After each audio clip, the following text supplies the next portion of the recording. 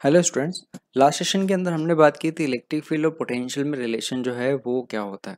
उसके साथ हमने कहा था कि जो स्फीयर होता है या शेल होता है उसकी वजह से जो चार्ज डिस्ट्रीब्यूशन होगा उसकी वजह से किस पॉइंट पे जो पोटेंशियल होता है उसका वेरिएशन भी हमने देखा। ठीक है, अब हम उससे रिलेटेड एक इलस्ट्रेशन देखते हैं। और देखिए, हमें बोला हुआ है कि 3 कॉन्सेंट्रिक शेल्स जिनकी रेडियस जो है वो ABC दिया हुआ है ना। और बोला हुआ है कि उन पे सरफेस चार्ज डेंसिटी जो है वो सिग्मा माइनस सिग्मा और सिग्मा है। तो बताइए पॉइंट जो है वो ए बी और सी जो है वहाँ पे पोटेंशियल्स की वैल्यू क्या होगी।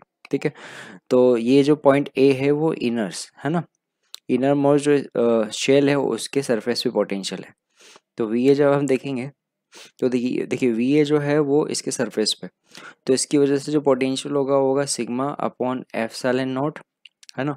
और इसकी रेडियस जो है वो ए है। ठीक है, अच्छा अब बात करते हैं जो बीच वाली जो सरफेस है ना, इसको हम नाम देते हैं S1, ये S2 और ये S3। तो S3 की वजह से पॉइंट ए पर पोटेंशियल क्या होगा, चार्ज डिस्ट्रीब्यूशन नेगेटिव है तो माइनस अपॉन एप्सिलॉन नॉट, उसकी रेडियस जो है वो बी है। और जो S3 है उसकी वजह से plus sigma upon epsilon not c है ना। तो ये रिलेशन हमारे पास आएगा sigma upon epsilon not a minus b plus C.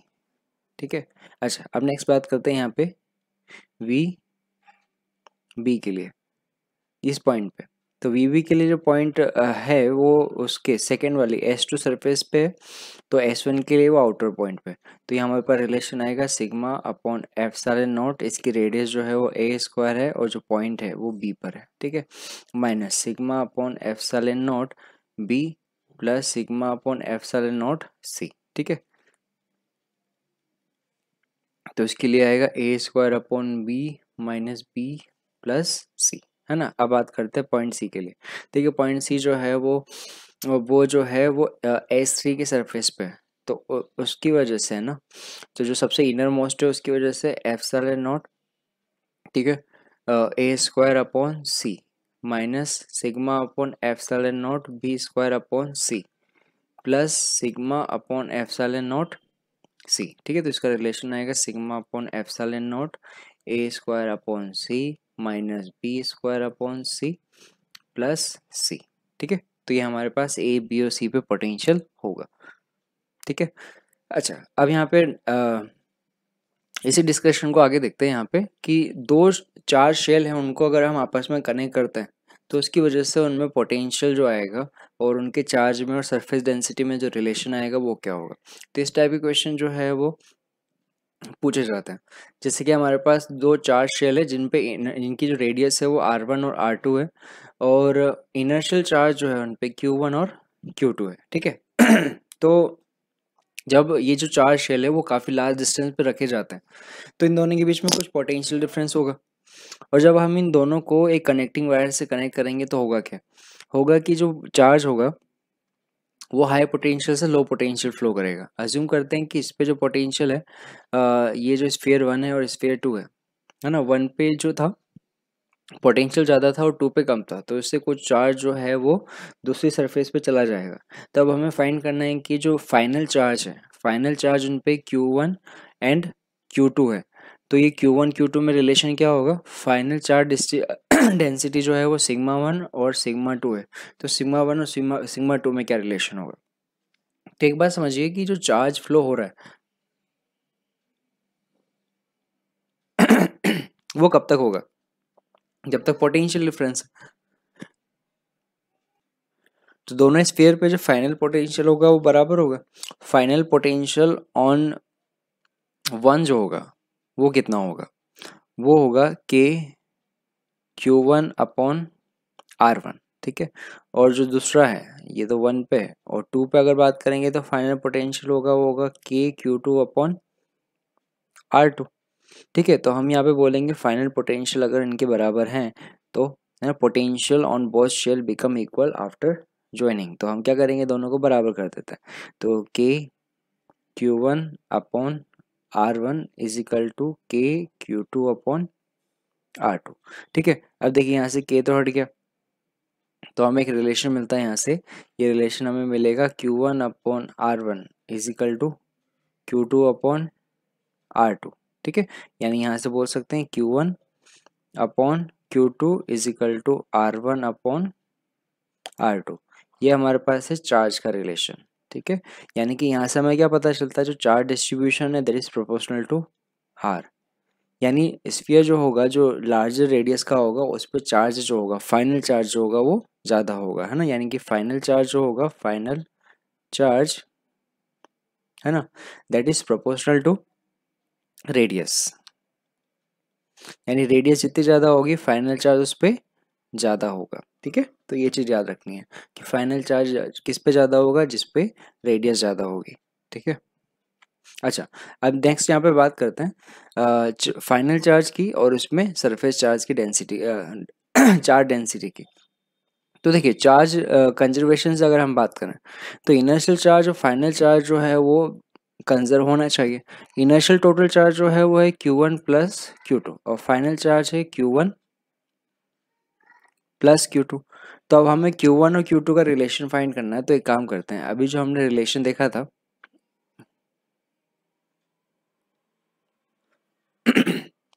Q1 upon Q2 is equal to R1 upon R2, तो वहाँ से हम देख सकते हैं, तो Q2 हमें मिल जाएगा Q2 is equal to Q1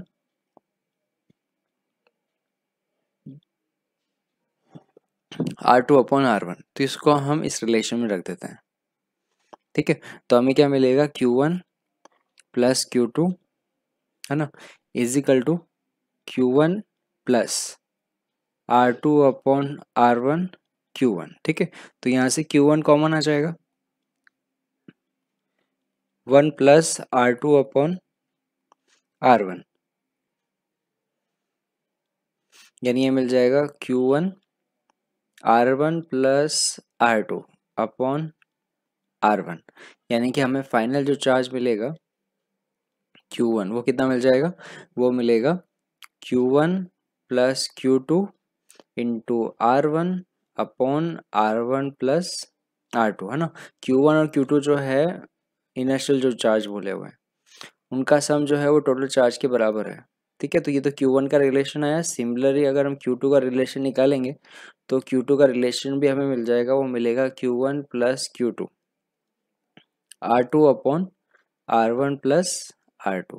ये हमारे पास Q1 और Q2 के रिलेशन आए हैं, है ना।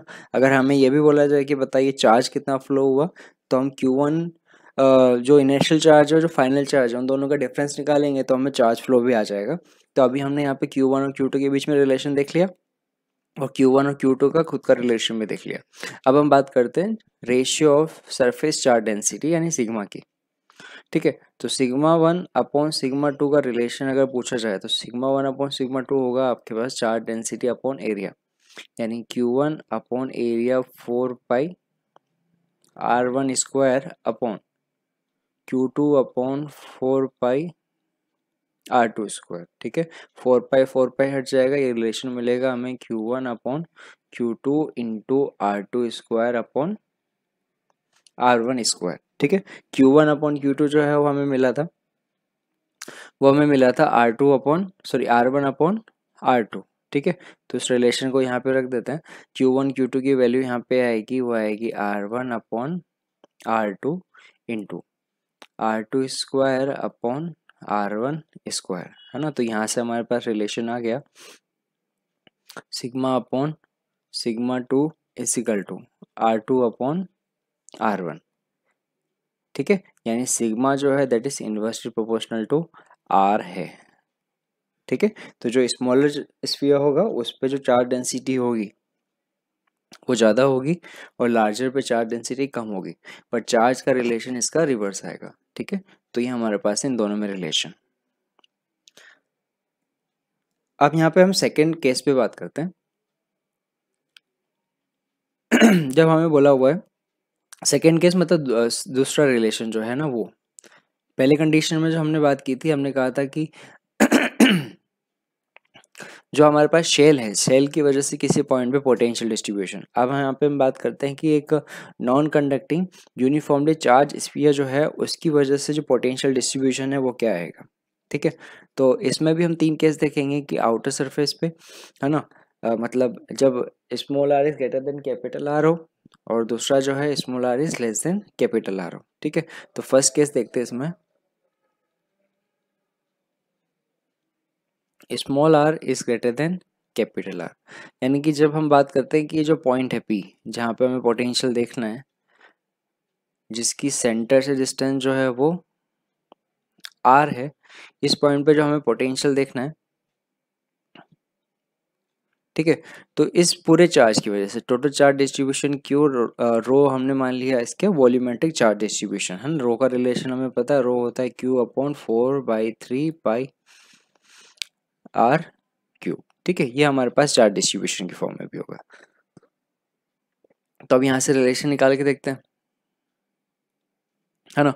जब आउटर पॉइंट पे बात करेंगे तो हम क्या करेंगे, इन्फिनिटी के किसी पॉइंट से इस पॉइंट पे हम यूनिट चार्ज को लेके आएंगे, इसके बीच में किसी पाथ का पोर्शन हमने लिया dx, है ना। तो इस पॉइंट पे जो पोटेंशियल होगा, यहाँ की डिस्टेंस अगर x है, तो इलेक्ट्रिक फील्ड जो होगा वो होगा यहाँ पे k q upon x square, ठीक है। तो यहाँ से हमारे पास रिलेशन आएगा v p is equal to minus integration infinity to point p तक बोला हुआ है ना, point p e vector dot D r vector, ये हमारे पास रिलेशन होता है। तो वी पी के लिए हम यहाँ से लिखेंगे माइनस इंटीग्रेशन इन्फिनिटी से डिस्टेंस आर तक, ठीक है। ई वेक्टर होगा के Q upon small x square into D x, ठीक है। तो के क्यू जो है वो कांस्टेंट है, बाहर आ जाएगा तो रिलेशन आएगा माइनस के क्यू, इसका एक्स स्क्वायर का इंटीग्रेशन 1/x इन्फिनिटी से आर, है ना। तो माइनस माइनस प्लस हो जाएगा, यानी वी पी जो आउटर पॉइंट है उस पर जो पोटेंशियल का रिलेशन आएगा वो आएगा के क्यू अपॉन आर। देखिए ये वैसा ही है जैसे एक पॉइंट चार्ज की वजह से होता है। तो हमने ये कहा तो हम यहाँ से रिजल्ट निकाल सकते हैं, मतलब यहाँ से बोल सकते हैं कि जो पॉइंट आउटर सरफेस से बाहर होता है ना, उस कंडीशन पे हम कंप्लीट चार्ज जो है उसको उसके सेंटर पे कांस्टेंट मान के कैलकुलेशन कर सकते हैं। अच्छा, ये तो हमारे पास टोटल चार्ज की फॉर्म में है। अगर इसी का रिलेशन अगर हम वॉल्यूमेट्रिक चार्ज डिस्ट्रीब्यूशन की फॉर्म में देखें तो क्यू का रिलेशन हम लिख सकते हैं, क्यू इज इक्वल टू यहाँ से होगा rho into 4/3 pi r cube, ठीक है। तो इस रिलेशन को वहाँ पे रख देते हैं। तो हमारे पास वी पी इस रिलेशन में मिलेगा, वी पी के को हम लिख सकते हैं 1/4 पाई एप्सिलॉन नॉट, है ना। और हाँ, क्यू का relation rho 4/3 pi r cube into 1/r, ठीक है। यहाँ से सॉल्व कर लेते हैं। तो यहाँ पे रिलेशन देखिए 4 हट जाएगा, हमें ऊपर बचेगा रो और नीचे बचेगा 3 epsilon not r cube upon small are.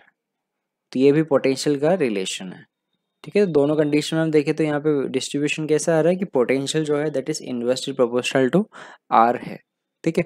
अगर यहीं से हम बात करें कि सरफेस पे वैल्यू कितनी होगी तो small R equal to capital R रख देंगे, तो हमें मिल जाएगा के क्यू अपॉन कैपिटल आर, या फिर बोलेंगे कि rho upon 3 epsilon not R square, ठीक है। ये रिलेशन होगा सरफेस के किसी पॉइंट पे, ठीक है। अभी फिर नेक्स्ट यहाँ पे बात करते हैं सरफेस के अंदर, है ना। यहाँ जैसे कि ये डिस्टेंस अगर स्मॉल आर है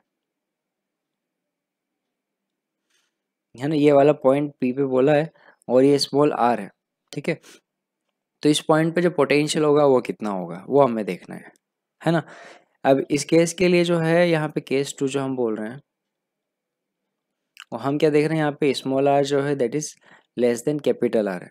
तो अब यहाँ पे जब हम इनफाइनाइट से किसी पॉइंट को लेके आएंगे तो दो पार्ट में होगा, एक तो सरफेस तक होगा और एक सरफेस से लेकर अंदर के पॉइंट के लिए होगा, ठीक है। तो यहाँ पे वीपी जो होगा वो लिखा जाएगा minus infinity to point p E vector dot D r vector, जिसको हम दो पोर्शन में डिवाइड करेंगे। एक होगा इन्फिनिटी टू सरफेस यानी कैपिटल आर तक E vector dot D r vector, minus surface से इनर पॉइंट के लिए यानी आर से स्मॉल आर तक E to vector dot D r vector, है ना।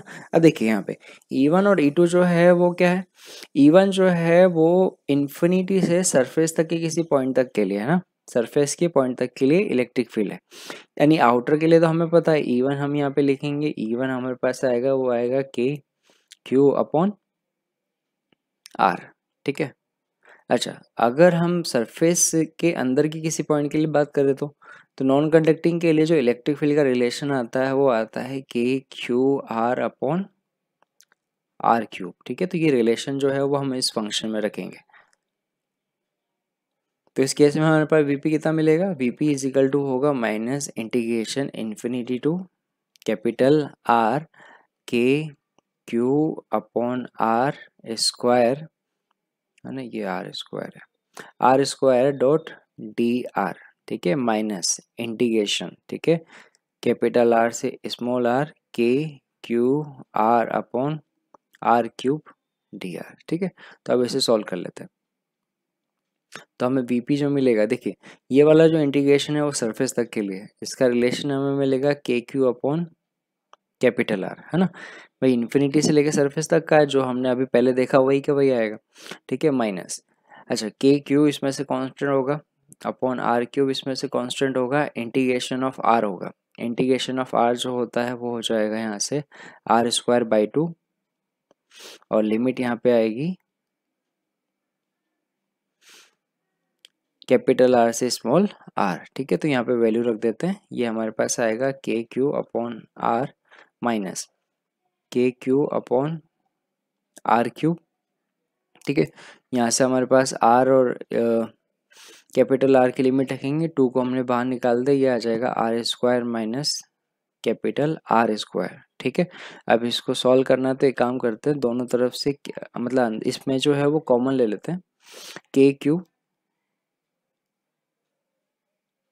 अपॉन 2 आर क्यूब कॉमन ले लो, तो क्या बचेगा यहाँ से, देखिए यहाँ पे आ जाएगा 2 R square minus are square plus R square. ठीक है, तो यहाँ हमारे पास रिलेशन आ जाएगा ये के क्यू अपॉन 2 आर क्यूब। ठीक है, देखिए यहाँ पे 2 आर स्क्वायर और ये आर स्क्वायर है, तो ये आ जाएगा 3 are square minus small R square. तो यहाँ पे जो अंदर के किसी पॉइंट पे जो पोटेंशियल का रिलेशन है वो आपके पास आ रहा है V P is equal to k Q upon 2 are cube 3 are square minus are square.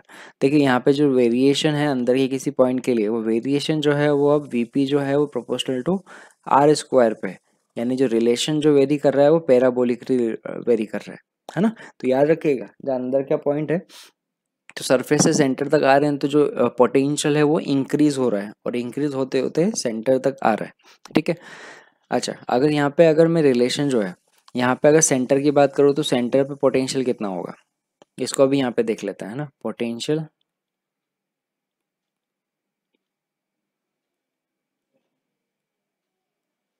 At centre.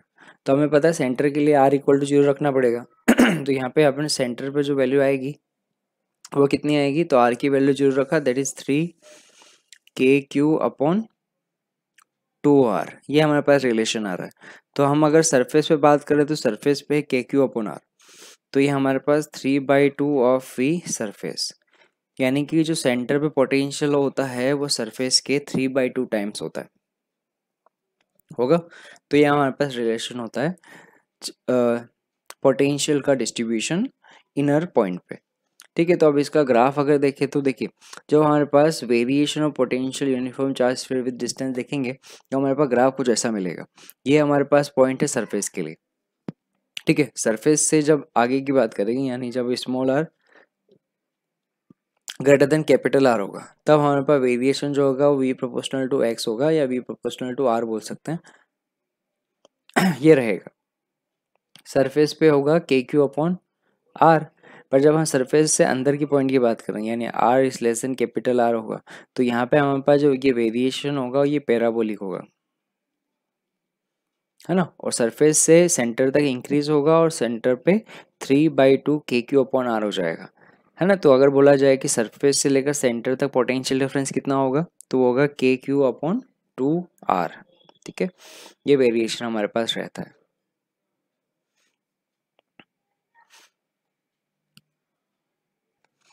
तो लास्ट अभी जो रिलेशन देखा उस पर बेस्ट एक एग्जाम्पल सॉल्व करते हैं। देखिए हमें यहाँ पे रिलेशन बोला है कि एक चार्ज सॉलिड कंडक्टर है और नॉन कंडक्टिंग है, सॉरी नॉन कंडक्टिंग स्फीयर है, उसके r/2 डिस्टेंस पे है ना, सेंटर से r/2 डिस्टेंस पे कोई पॉइंट P है, वहाँ पे पोटेंशियल की वैल्यू क्या होगी। तो r is equal to r/2, तो पोटेंशियल का रिलेशन KQ/2R, ठीक है, cube 3r² minus small r², तो इसको यहाँ पे हम रख देते, that is KQ/2 r³ 3r² minus r की वैल्यू r/2, तो ये हो जाएगा r²/4, ठीक है। तो हमें यहाँ पे रिलेशन मिलेगा, वो मिलेगा KQ/2r³, 4 इंटू 3 12 माइनस 1 यानी 11r²/4, ठीक है, ये रिलेशन आएगा। तो ये हमें मिल जाएगा 11KQ/8R, ठीक है। ये हमारे पास होगा पोटेंशियल 8 पॉइंट P जो r/2 डिस्टेंस पे है। ओके, तो अगर तो अब तक हमने जो चार्ज स्फीयर है, नॉन कंडक्टिंग और कंडक्टिंग, उनकी वजह से पोटेंशियल डिस्ट्रीब्यूशन देखा। अब हम बात करते हैं नेक्स्ट सेक्शन पे, जिसमें जिसमें हम देखेंगे इक्विपोटेंशियल सरफेस। तो देखिए इक्विपोटेंशियल सरफेस डिफाइन क्या होती है। इक्विपोटेंशियल सरफेस एक्चुअल में एक इमेजिनरी सरफेस होती है, जिससे हम अज्यूम मतलब हम देख सकते हैं कि वो सरफेस के हर एक पॉइंट पे पोटेंशियल जो होगा वो सेम होगा, ठीक है। किसी भी चार्ज के या किसी भी फील्ड के अंदर बात करें तो उन सभी पॉइंट का लोकस है ना, जिन पे सभी पॉइंट पे जो पोटेंशियल है वो सेम हो, ठीक है, उन सभी को हम बोलेंगे इक्विपोटेंशियल सरफेस। तो इक्विपोटेंशियल सरफेस की जो प्रॉपर्टीज है उसको हम आगे डिस्कस करते हैं। तो हम क्या बोल रहे हैं कि कोई भी एक इमेजिनरी सरफेस M जिसके सभी पॉइंट पे पोटेंशियल जो है वो सेम होगा, उसे हम बोलते हैं इक्विपोटेंशियल सरफेस। जैसे फॉर एग्जांपल इलेक्ट्रिक फील्ड में ही देखते हैं।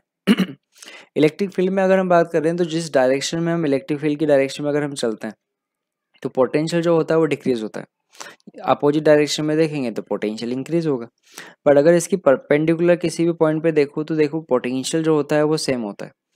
यानी यहाँ पर हम देखेंगे तो VA is equal to VB हमें मिलेगा, और VA इक्वल टू VB नहीं, इस सरफेस पे ये M जो सरफेस बोली है, M के किसी भी पॉइंट पर अगर हम देखेंगे तो पोटेंशियल हमें सेम मिलेगा। तो इलेक्ट्रिक फील्ड के परपेंडिकुलर जितने भी ये प्लेन होंगे, इलेक्ट्रिक फील्ड के परपेंडिकुलर जितने भी ये प्लेन होंगे वो सारे क्या होंगे, इक्विपोटेंशियल सरफेसेस होती हैं। इक्विपोटेंशियल सरफेसेस की प्रॉपर्टी की बात की जाए तो ये जो सरफेसेस होती हैं ये इलेक्ट्रिक फील्ड के परपेंडिकुलर होती है, कभी एक दूसरे को इंटरसेक्ट नहीं करती, है ना। एक इक्विपोटेंशियल सरफेस दूसरी इक्विपोटेंशियल सरफेस को कभी इंटरसेक्ट नहीं करती। अच्छा, इसमें एक और इम्पोर्टेंट चीज़ कि इक्विपोटेंशियल सरफेस के हर पॉइंट पे पोटेंशियल इक्वल है। यानी कि अगर मैं किसी चार्ज को A से B लेके जाता हूँ या B से A लेके जाता हूँ तो उसमें पोटेंशियल डिफरेंस जो है वो 0 है। डेल्टा VAB 0 है, यानी एक चार्ज को जब हम दूसरे चार्ज से लेके जा रहे हैं तो Q डेल्टा VAB है ना, डेल्टा V मतलब Q डेल्टा V मतलब डेल्टा U है ना, या फिर हम जो वर्क डन की बात कर रहे हैं वो क्या मिलेगा, 0 मिलेगा। तो इक्विपोटेंशियल सरफेस पे एक पॉइंट से दूसरे पॉइंट तक जब हम किसी चार्ज को लेके जाते हैं तो उस कंडीशन में वर्क डन जो होता है वो हमेशा 0 मिलता है हमें, है ना। तो कुछ कॉमन एग्जांपल देखते हैं इक्विपोटेंशियल सरफेस के। जैसे अगर मैं पॉइंट चार्ज की बात करूं तो पॉइंट चार्ज की वजह से किसी भी r डिस्टेंस पे अगर मैं पोटेंशियल देखूंगा, जैसे ये यहाँ से यहाँ तक डिस्टेंस अगर r1 है तो यहाँ पे जो पोटेंशियल होगा वो होगा KQ/R1, KQ/R1। तो यहाँ पर जितने भी पॉइंट मैं देख रहा हूँ तो सभी पॉइंट पे पोटेंशियल जो है वो इक्वल है। तो ये हमारे पास एक इक्विपोटेंशियल सरफेस मिली जिसके सभी पॉइंट पे पोटेंशियल जो होगा वो सेम होगा। वैसे यहाँ पे बात करता हूँ, अगर ये डिस्टेंस जो है वो R2 है तो सभी पॉइंट पे होगा KQ/R2। तो इन सभी को मिलाने वाली जो स्फेरिकल एक सरफेस मिलेगी हमें वो एक इक्विपोटेंशियल सरफेस होगी। ये हमारे पास R थी, तो अगर यहाँ पे जितने भी पॉइंट अगर मैं देखूँ तो इस सरफेस पे जितने भी पॉइंट होंगे सभी पॉइंट पे पोटेंशियल जो होगा वो सेम होगा, वो होगा KQ/R3, ठीक है। तो ये भी हमारे पास एक इक्विपोटेंशियल सरफेस है। ओके, देखिए जैसे एक चार्ज वायर की वजह से बात की जाए तो चार्ज वायर की वजह से जो इलेक्ट्रिक फील्ड होता है ना, वो आउटर इस तरीके से मूव करता है। तो इसकी वजह से भी अगर हम देखेंगे तो जो सिलेंड्रिकल पोर्शन है, ये सिलेंड्रिकल जो है वो पोटेंशियल सरफेस हमें मिलेंगे, ठीक है। तो ये जो सिलेंड्रिकल पोर्शन दिया हुआ है, सिलेंड्रिकल के हर पॉइंट पे, है ना, सभी पॉइंट पे जो पोटेंशियल होगा वो सेम मिलेगा। ठीक है। तो ये हमारे पास होती है इक्विपोटेंशियल सरफेस। तो इक्विपोटेंशियल सरफेस ड्रॉ करने के लिए हमें कुछ चीज़ें पता होनी चाहिए। पहली चीज़ कि ये जो इक्विपोटेंशियल सरफेस होती है ना, उसके सभी पॉइंट पे पोटेंशियल सेम तो होगा ही, है ना। दूसरा यहाँ पे जो इंपॉर्टेंट चीज़ है वो याद रखनी है कि इक्विपोटेंशियल सरफेस जो होती है वो हमेशा इलेक्ट्रिक फील्ड के परपेंडिकुलर होती है, या हम बोल सकते हैं कि जो इलेक्ट्रिक फील्ड होता है वो इक्विपोटेंशियल सरफेस के परपेंडिकुलर होता है। दूसरा, जो इक्विपोटेंशियल जो होती है उसमें इलेक्ट्रिक फील्ड की जो डायरेक्शन होगी वो हमेशा जो है वो हाई पोटेंशियल से लो पोटेंशियल की तरफ होगी। ठीक है। तो जब हमें ड्राइंग करनी है इलेक्ट्रिक इक्विपोटेंशियल सरफेस के लिए तो हमें दो चीज़ों का ध्यान रखना है कि हमारे पास जो इलेक्ट्रिक फील्ड है, इलेक्ट्रिक फील्ड जो है that should be perpendicular to equipotential surface, और जो इक्विपोटेंशियल सरफेस है उसमें फील्ड डायरेक्शन जो है वो हाई पोटेंशियल से लो पोटेंशियल होनी चाहिए। जैसे कि मैं फर्स्ट डायग्राम की बात करता हूँ, तो फर्स्ट डायग्राम में देखिए पॉजिटिव चार्ज है, तो पॉजिटिव चार्ज से यहाँ पे जो पोटेंशियल है वो 40 है, यहाँ 30 है, यहाँ पे 20 है और यहाँ पे 10 है। ठीक है। तो यहाँ पर जितने भी पॉइंट है, जैसे ये है तो ये भी 40 होगा, ये है तो ये भी 40 होगा। ठीक है। ये जो होगा वो 30 होगा, ये होगा 20 होगा और ये 10 होगा। ठीक है। तो हमारे पास जो पोटेंशियल है देखिए ये 40 वाला है, तो इस पे सभी पॉइंट पे 40, इस पे सभी 30, 20 और यहाँ पे 10। तो एक इलेक्ट्रिक फील्ड जो है इसकी परपेंडिकुलर भी है ना, तो रेडियली बाहर की तरफ जा रहा है, और जो डायरेक्शन जो है वो हाई पोटेंशियल से लो पोटेंशियल की तरफ है। तो ये है हमारे पास इलेक्ट्रिक फील्ड की डायरेक्शन, और ये है एक पॉइंट चार्ज की वजह से इक्विपोटेंशियल सरफेस।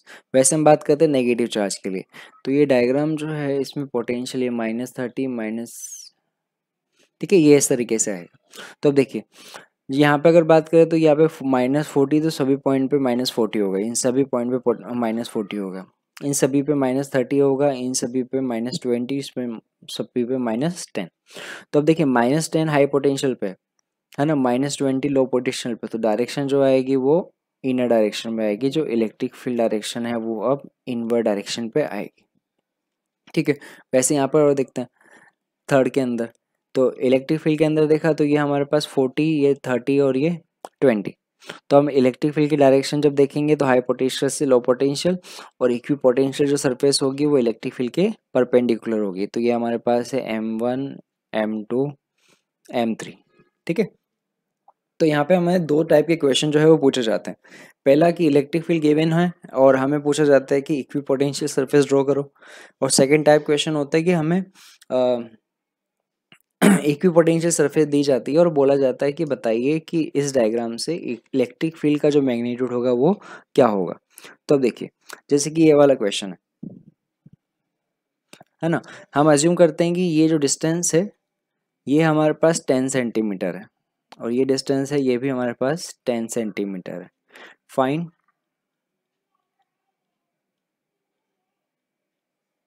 ई वेक्टर, कि इलेक्ट्रिक फील्ड वेक्टर है वो कितना होगा। तो देखिए हमने रिलेशन पढ़ा था, हमने पढ़ा था ई वेक्टर जो था that is equal to minus D V over D R. ठीक है। आर केप, आर केप जो है वो डायरेक्शन होती है जिसके अंदर पोटेंशियल जो होता है वो डिक्रीज होगा। ठीक है। तो यहाँ से हम रिलेशन निकाल सकते हैं। देखो सिर्फ मैग्नीट्यूड अगर हमें निकालना है तो मैग्नीट्यूड के लिए लिखा होगा D V over D R. ठीक है।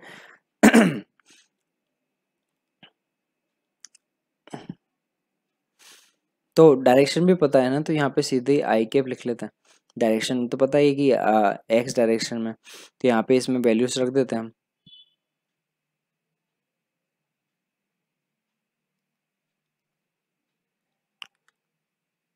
देखिए तो यहाँ पे देखिए डीवी क्या होगा, डीवी होगा इस डायरेक्शन के अंदर जो चेंज आया है पोटेंशियल में वो, तो ये वाला पोर्शन है डीवी, और जो ये लेंथ होगी वो होगी हमारे पास डी आर।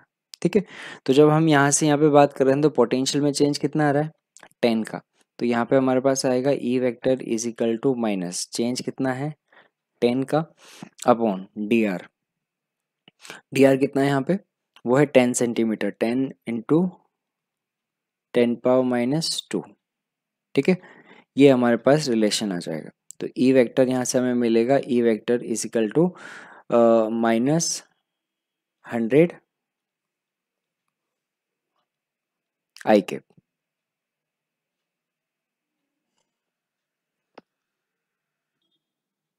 तो अब यहाँ पे देखते हैं कि इलेक्ट्रिक फील्ड मतलब इक्विपोटेंशियल सरफेस दी हुई है तो इलेक्ट्रिक फील्ड मैग्नीट्यूड कैसे निकाला जाएगा। जैसे कि ये क्वेश्चन है और इसमें हम डेटा अज्यूम कर लेते हैं कि यहाँ से यहाँ तक डिस्टेंस जो है वो कुछ 10 सेंटीमीटर है, ठीक है, और ये डिस्टेंस भी 10 सेंटीमीटर है। और क्वेश्चन पूछा हुआ है फाइंड इलेक्ट्रिक फील्ड मैग्नीट्यूड, कि इलेक्ट्रिक फील्ड मैग्नीट्यूड जो होगा वो क्या होगा, ठीक है। तो देखिए जो हमारे पास ई वेक्टर मैग्नीट्यूड होता है ना, that is dv over dr, ठीक है। हमारे पास रिलेशन होता है ना minus D V over D R R के, तो इसका जो मैग्नीट्यूड होगा वो D V over D R होगा, और इलेक्ट्रिक फील्ड की डायरेक्शन होगी वो होगी जिसमें पोटेंशियल डिक्रीज हो रहा है, ठीक है। तो यहाँ से हम देखें तो यहाँ से लेके यहाँ तक ये वाला पोर्शन जो है वो डी वी की वैल्यू जो है वो 10 है और डी आर की वैल्यू जो है वो 10 सेंटीमीटर है।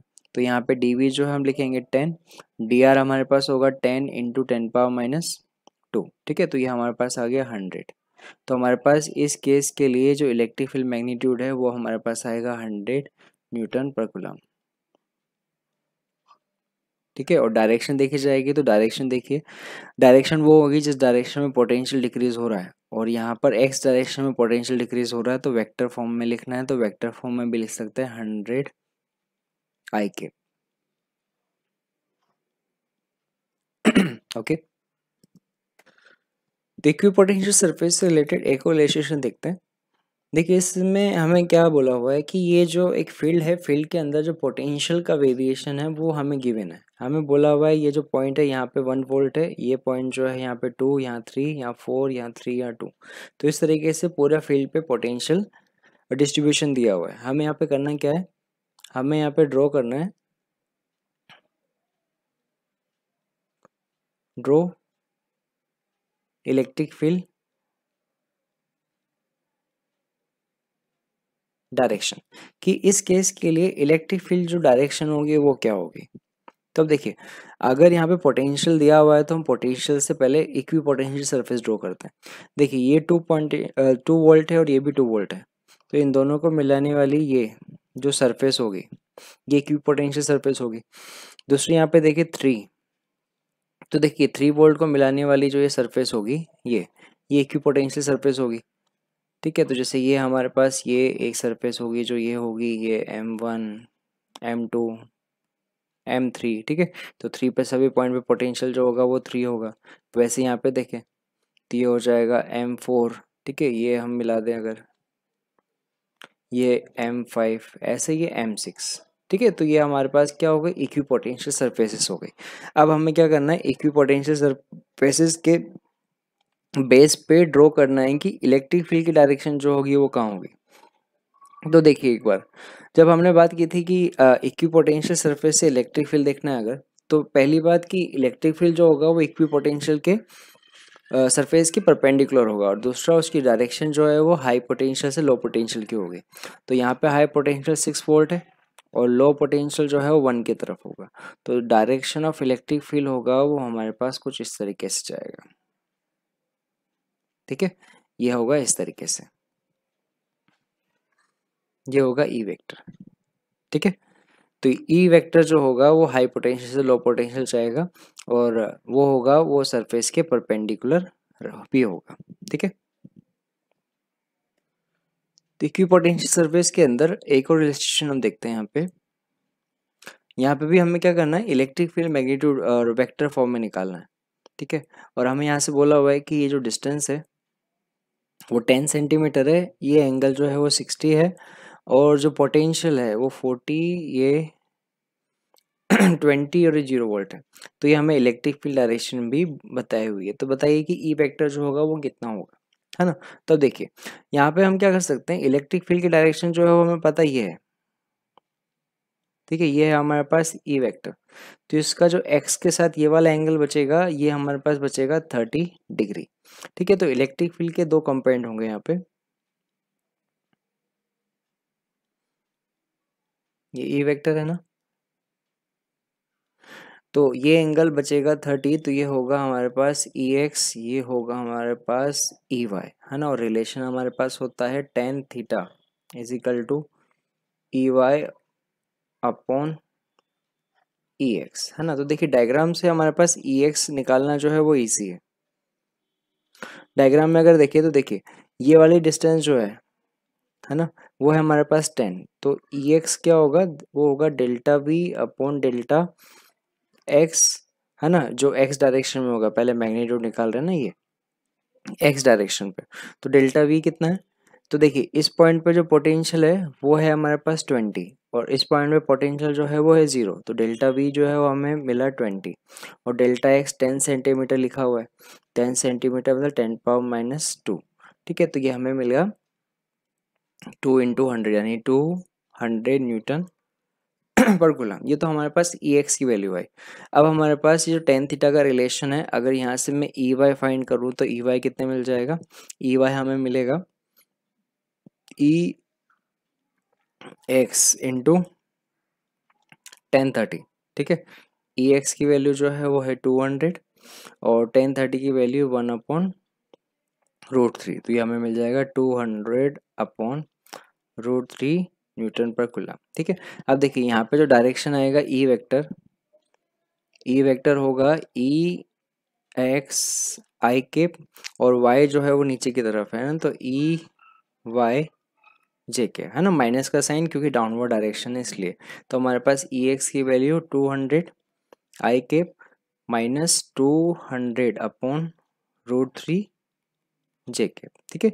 ये हमारे पास ई वेक्टर मिलेगा, ठीक है। मैग्नीट्यूड निकालना है तो यहाँ से वेक्टर का मैग्नीट्यूड भी निकाल देंगे, तो जो हमारे पास ई वेक्टर है उसका मैग्नीट्यूड निकल जाएगा, ओके।